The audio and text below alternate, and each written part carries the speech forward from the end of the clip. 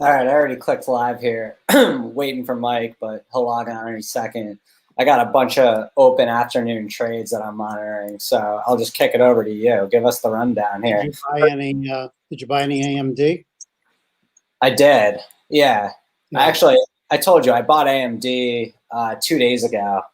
I should have sold it at 95, to be honest, but it looks like it's starting to rally. So here's what I got going on just for day trades. Fubo, which is unbelievable right now, just breaking out. Honestly, might hit 40 today. It wouldn't shock me if it just goes nuts right now. And then when the Penn CEO came on TV and the stock went like parabolic to like 111, I shorted it. And now I have a short and I'm going to probably cover it like just under 108. It's like working its way down there. That just seemed like an obvious move. And then I'm long XPEV at 56. I've been day trading it in and out. And I'm long QuantumScape for a day trade too. And that's what I got in the last hour. Going to make sure they're all closed before the end of the day today. But the one I'm really watching the most, obviously, right now is just Fubo because kept trying to break 37, just broke it. And, you know, who knows what's going on with this stock, but it's on its way up, that's for sure. Is there a big short interest in Fubo? Yeah, there's about 65%. And, you know, yesterday it was up, I think, 18%. And today it was down like 5% earlier and made the turn. And once it made the turn, it never really looked back. And Mike, just so you know, laser just went into parabolic mode again out of nowhere. It seems like it happened for a few days. Yeah. Who knows if it'll last this time, but I think it hit. I'm totally out of laser. I've just been selling into this. I did buy a little AMD because I like it down around 31.70 to 32. It's just a crazy market. Wait, what? 31.70? Yeah, what are you talking about? 91.70. Ah, okay, cool. Yeah, AMD I love here. It got up to 95 this morning. And yesterday when Intel was doing their quarterly call, they were selling off and AMD started spiking on volume. So I'm kind of shocked it sold all the way down to here. But it looks like it's starting to rally now. So yeah, well, this was the top of yesterday. That's why it looked interesting down here. So we'll see. It may not hold. The volume is not great. And I made a morning trade on Bingo, Mike, which was nice. Not anymore. And then, you know, the other one just to bring up that's been, I'm not watching anymore, but I was at one point just for a little, was the, what is it, RLX? Yeah, RLX Technology, which is the new Chinese vaping company that went public today. Right. Yeah, it's unbelievable, like the demand in the stock. So I messed around with that for a little, but, you know, haven't done much until this final bit here. And, you know, you can't forget what's actually leading this market. It's the Microsofts and Apples again. And that's kind of what turned the market around today. You know, forget all these speculative names. That's the meat of the market. And otherwise, I think we would have been down quite significantly today. So there's still money that wants to come in. And they're going back to the old reliables, less risky names. Aren't Apple's earnings coming up? Yep. Apple's earnings are coming out. It's within a hair of its all-time high. It got some upgrades before. And yeah, I think it's going higher. Dad, talk about what made you buy Bitcoin. You know, I heard this guy from MicroStrategy on CNBC, and he's from MIT, and he has taken his cash from his own company that is a public company and has been buying Bitcoin, you know, for a long time. But now he's saying that he's opening up his methods to other public companies. And I'm thinking to myself, if you get a small percentage of big names to come in and buy Bitcoin in lieu of cash, you know, you say, okay, let's say Apple, I don't know how much cash they have on hand now. Let's just say 100 million for kicks. And they say, you know what, maybe we should put 5 to 10% into Bitcoin. to basically have an asset on the books because cash lately has been looked at as a liability. So if enough companies do that, that's just going to create tremendous extra demand away from the typical demand for Bitcoin.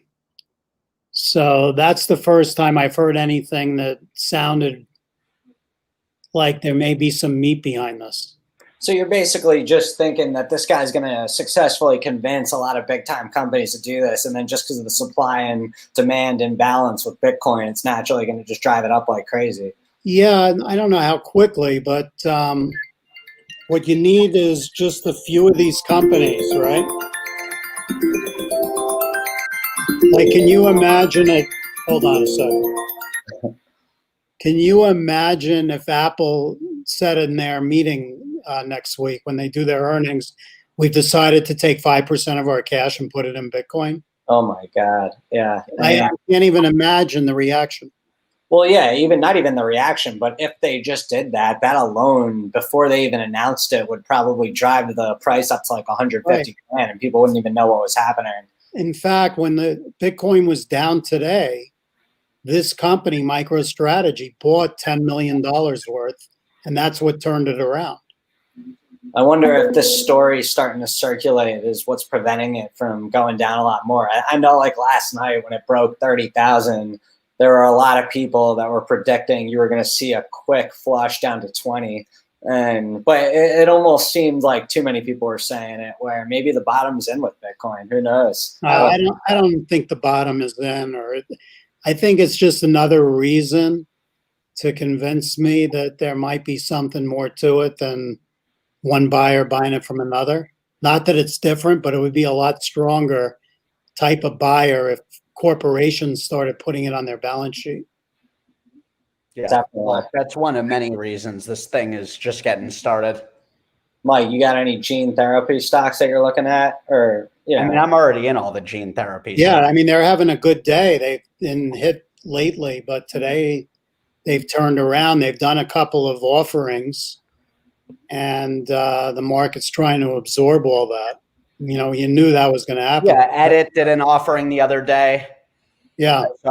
Crisp announced one. I don't know if they did. Well, how could they not? With how much they've gone up, I would be doing the same thing. Yeah, and what that does is it adds, value to the levels these things are trading at if they get them done. Yep.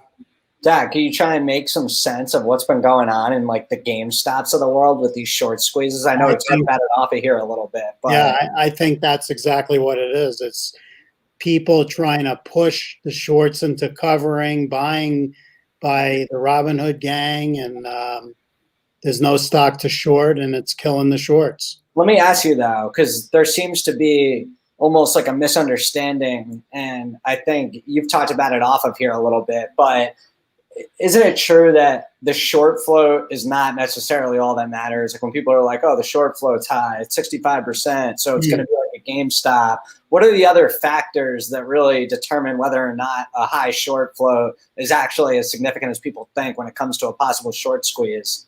Yeah, I mean, it all comes down to the volume in the stock. If there's, let's say, 100 million shares outstanding and the short float is 65 million, it's not that bad, really, because it's not that bad because they can get that in within a couple of days. If a stock only trades a million a day, it would take 65 days to get that in.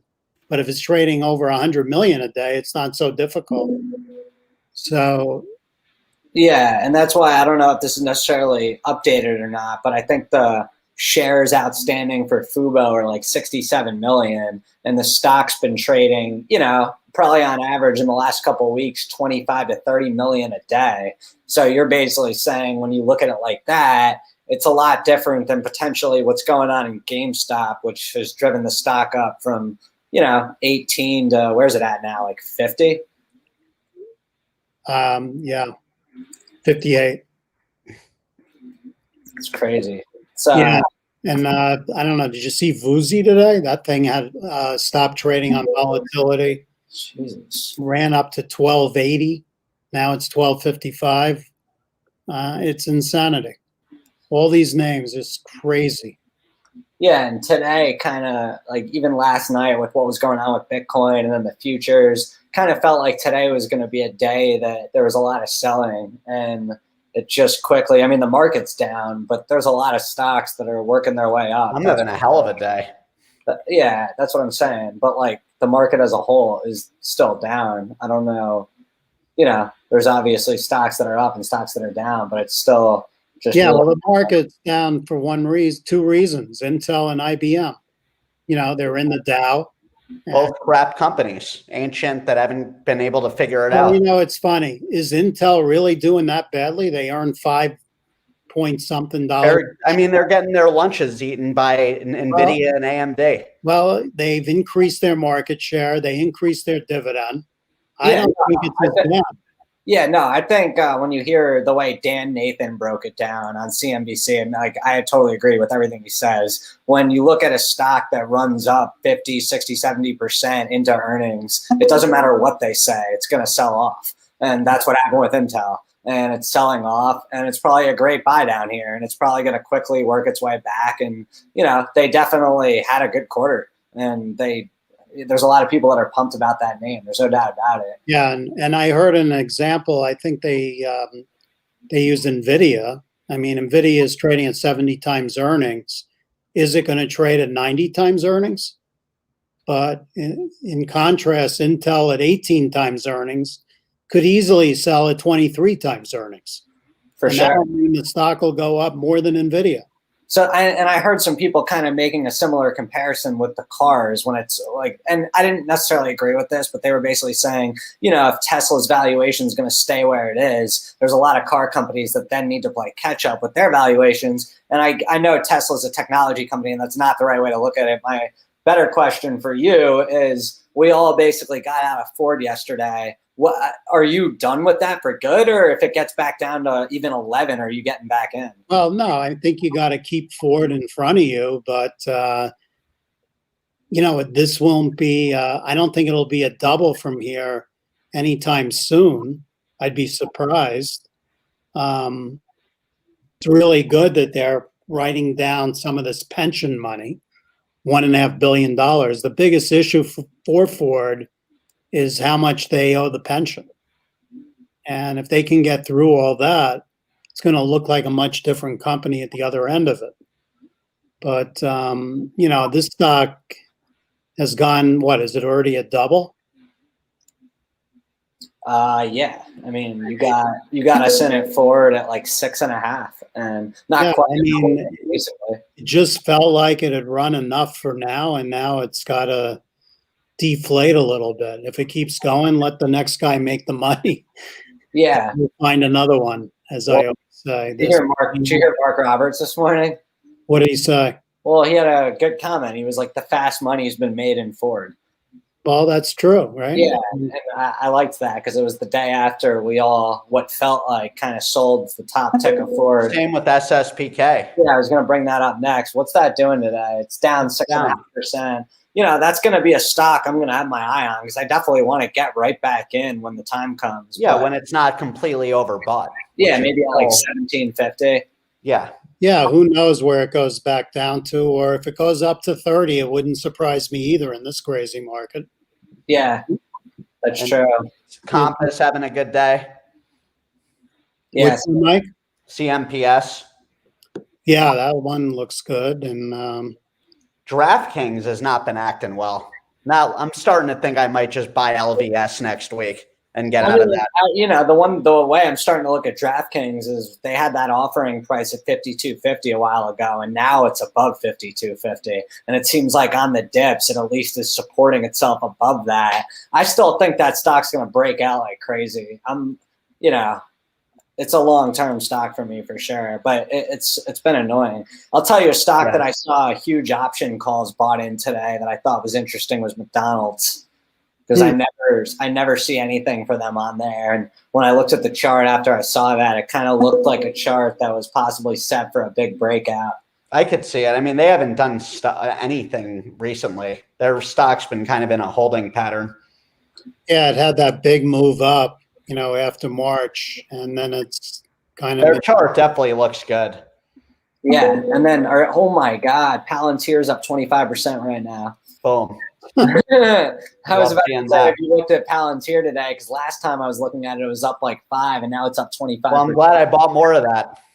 Yeah, I'm wondering if I should sell all mine right here. But what I'm going to do is I'm going to sell call options because they're probably paying a fortune. I love it. We'll do this live. See what happens here.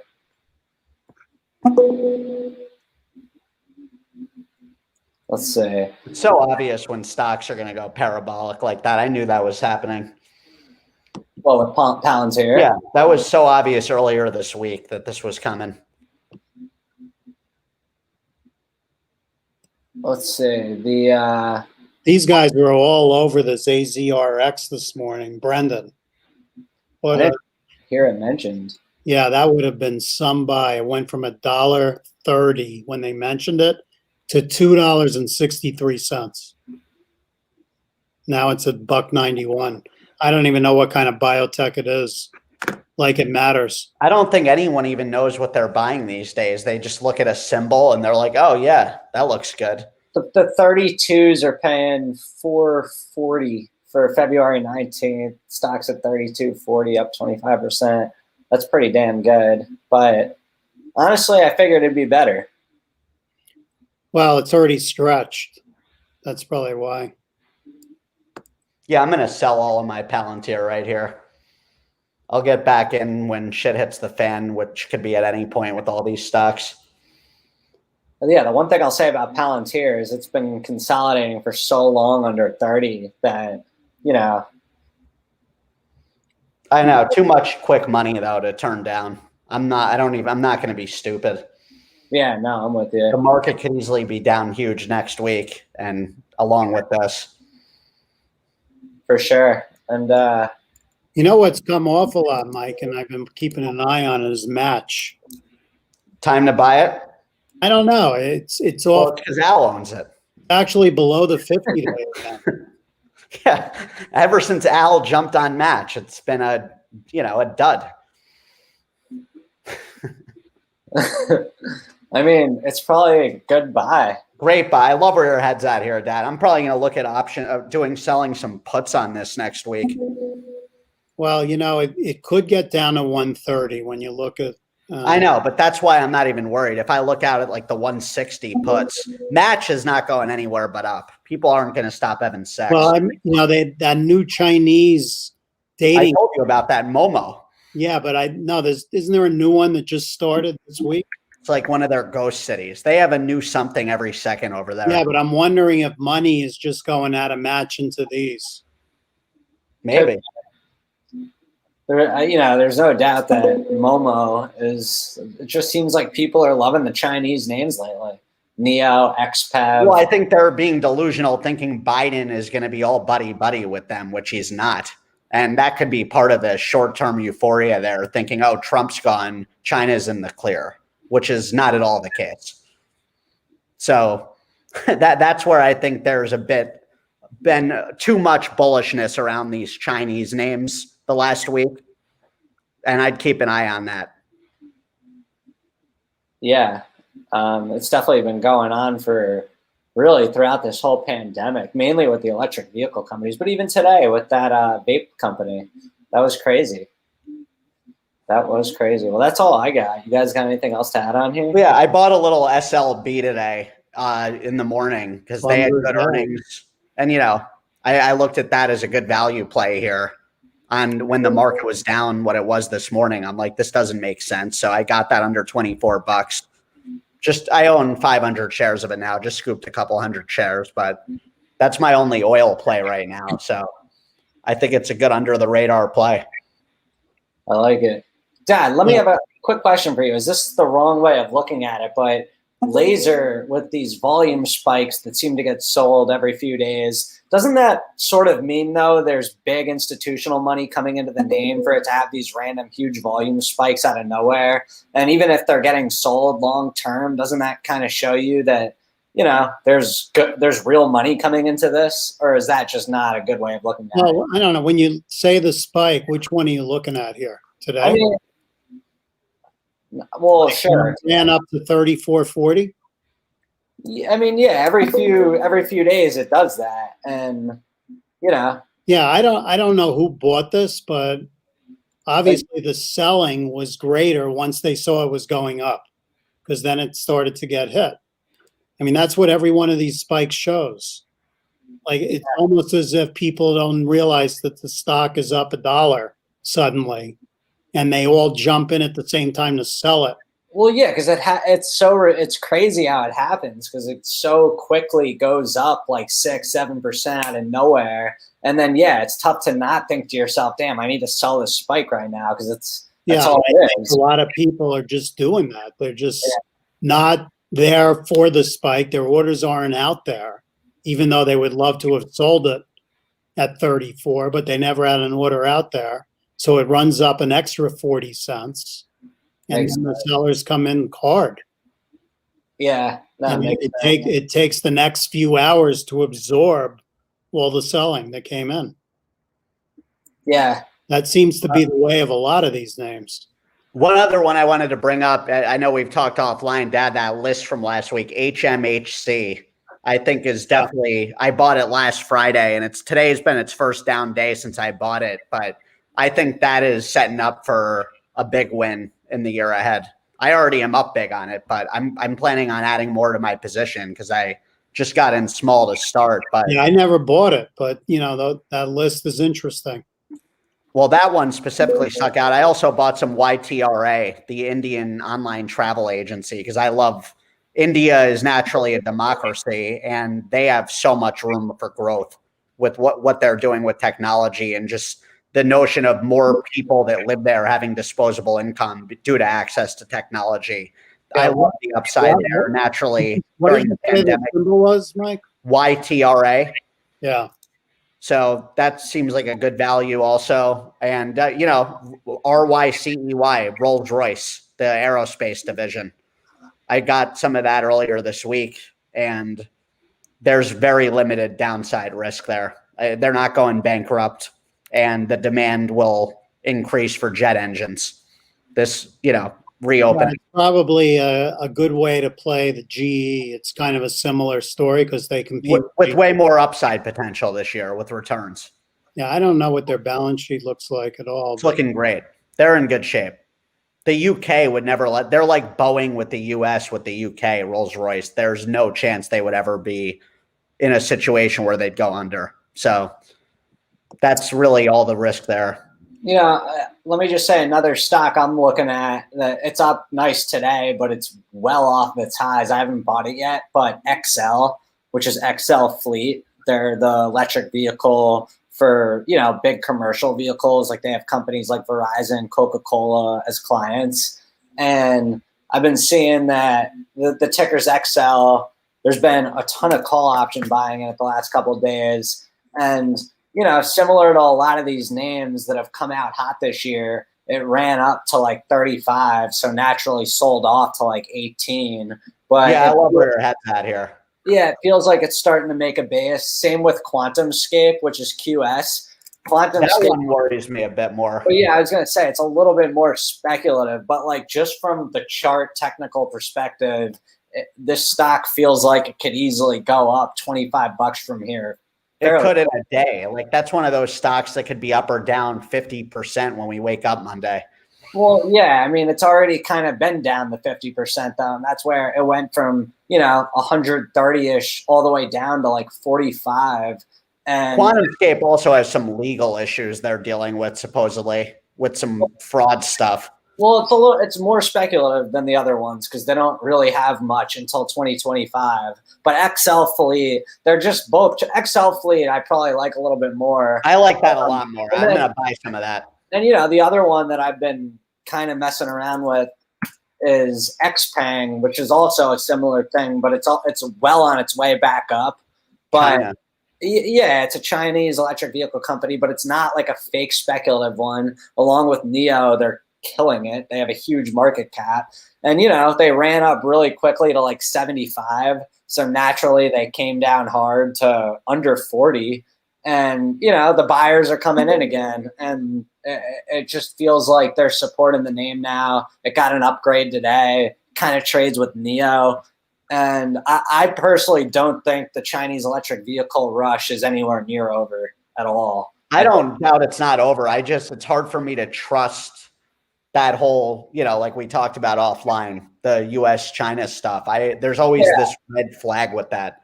Yeah, I'm definitely treating any Chinese position I'm in, or not even just Chinese, any of these speculative SPACs way more carefully in and out style than like a long-term position. Yeah, that's a good idea. Yeah. BABA and NPSNY are my two stocks for exposure to China.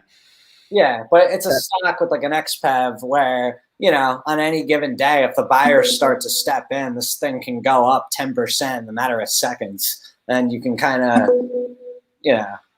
join the party. Speaking of party, it's so if you bought AMD at the beginning of the show, how did you do? You did great. It's finally going back up. I'm annoyed at myself. I'm really not, because I'm playing it more for a longer term swing, and I honestly think AMD is going to go to like 150 this year. But there was a chance to sell it over 95 this morning. It just felt like it was going to go way higher. But look at Fubo. This is the first day. Yep. It's really holding up so well. Of course, because Fubo is a winner. Yeah, and the volume is there, right? It's there every single there's a lot of FOMO effect too. I think people are concerned about being on the sidelines for that stock. It has that appeal where it's just I feel like the whole market is like that right now. No, but Fubo has that type of vibe in a different way. You could just feel it. We're in that world now where FOMO is on another level and Fubo wins with that. That's why I have to keep at least a few hundred shares just out of curiosity. I'm not going to be on the sidelines when that goes to 100 when I'm bullish on their long-term play. Yeah, it's really funny if you look at the Twitter mafia for Fubo. It's the most entertaining thing I've ever seen. You guys, I just love when people are so wrong about things when they're going to be dominant and they hate on it and then they end up crushing. Nothing brings me more joy than that. Haters getting shut up. There's no doubt that, I don't know if you guys saw it a couple of weeks ago. Well, it was at this point like a month ago, but right around New Year's, that CNBC had the guy on who did the hit piece on Fubo, and he came on right after the market closed. I mean, it was ridiculous. The market fell off 50, 60, 70% in a matter of days. So, I don't know. All right. They're saying now that the new variant may have a higher degree of mortality, the UK variant. Yeah, that's crazy. That sucks. Before we hop off here, Mike, I know we were talking about this yesterday, but I'm just going to throw this out there. Salesforce is acting really well and feels like it's on the beginning of a much bigger move. Definitely. And I'm not going to buy any Twitter just because I'm sick of them, but that stock definitely is going to quickly erase those big losses they had. You'll never see me own that stock the rest of my life. But there's been massive call option buying the last few days. I don't see for what purpose. If you're into that, I'd rather just buy Square. They're going to have great earnings. There's way more ads on Twitter than they've ever had. They're going to just come out and crush their earnings. There's no doubt about it. So yeah, I'm not a fan of their long-term play.